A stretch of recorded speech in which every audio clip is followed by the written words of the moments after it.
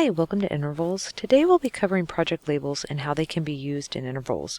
Using project labels allows you to group your projects into custom categories. Really, you can use project labels however you want, but there are a couple common ways in which they are used. First, they can be used to track a project through the stages of your workflow. Here's an example of what that may look like if you use intervals for a lightweight CRM. Each category is a stage of your process, from a new prospect to the work being completed, and possibly now being only worked on for maintenance or minor changes. Reordering allows you to put the list into the order of your workflow. This is the order they will show up in the drop-downs throughout intervals. The second common use case is grouping projects by the category they fall into. Here's an example of what that might look like. This breaks out the project into the type of projects like internal or SEO.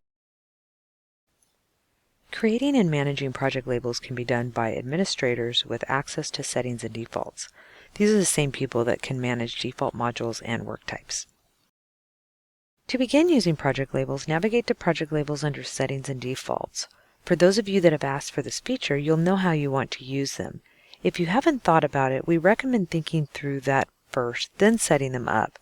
And to be clear, these are optional. If you don't have a need for them, simply don't use them. Once you're ready to set up your labels, you can come here to create the labels and then begin assigning them to projects.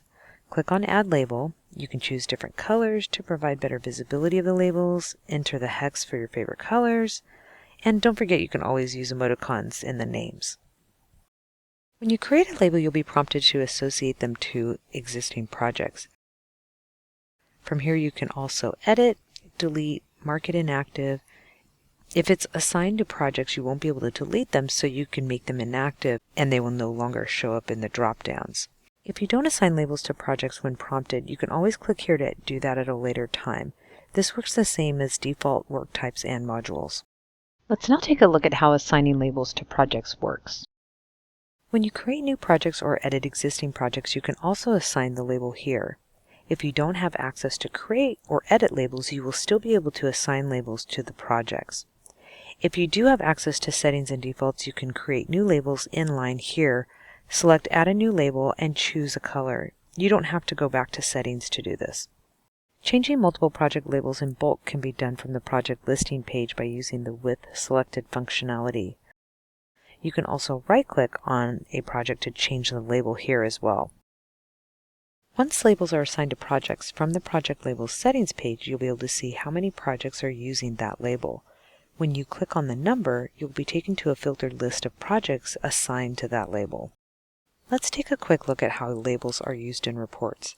The use is different depending on the report. Most reports have the label as an option to filter on, and some will show the label in the results. In the first example, we'll look at the cross-chart report. Here you can view by and filter on project labels. The project landscape is an example of a report that shows the labels in the results.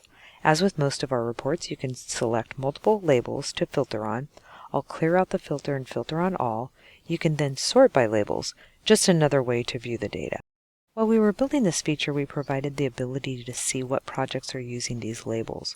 We thought this would be helpful to have the same functionality for default work types and modules, so we added it to those areas as well. When you click on the work type or module, we'll display the results and list the item we're filtering on at the top of the page. Thank you for choosing Intervals. We hope you found this video helpful. Should you have any questions, please contact us at support@myintervals.com. Have a great day.